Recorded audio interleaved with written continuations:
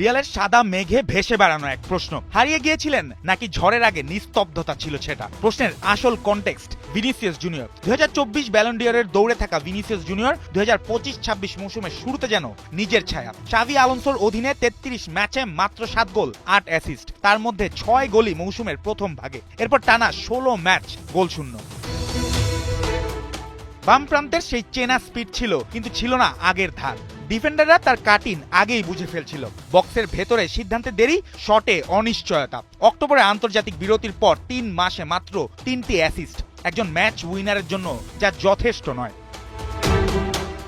এই সময়ই কাঁপতে শুরু করে রিয়াল। লা লিগার শীর্ষস্থান হাতছাড়া, চ্যাম্পিয়ন্স লিগে লিভারপুল ও ম্যানচেস্টার সিটির বিপক্ষে হার। নভেম্বর থেকে ডিসেম্বর 8 ম্যাচে 5 বার 5 পয়েন্ট হারানো। বার্নাবুতে তখন প্রশ্ন, সমস্যা কৌশলে নাকি তারকাদের পারফরম্যান্সে? সমীকরণ বদলাতে কোচিং চেঞ্জ, শাভি আউট, দায়িত্বে আরবেলোয়া। শুরুটা অবশ্য বাজে। কোপা দেল রেতে দ্বিতীয় বিভাগের আলবেসেতের কাছে বিদায়, সেই ম্যাচেও নিস্তেজ ছিল ভিনি।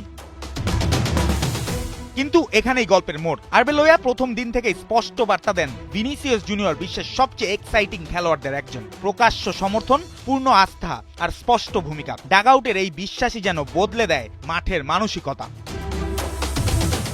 সংখ্যা বলছে নতুন গল্প। আরবেলোয়ার অধীনে 8 ম্যাচে 5 গোল 2 অ্যাসিস্ট, অর্থাৎ 8 ম্যাচে 7 গোল অবদান। বেনফিকার বিপক্ষে তার সর্বশেষ গোল, ডিফেন্ডার কাটিয়ে নিখুঁত ফিনিশ, পুরনো ভিনির সিগনেচার স্টাইল।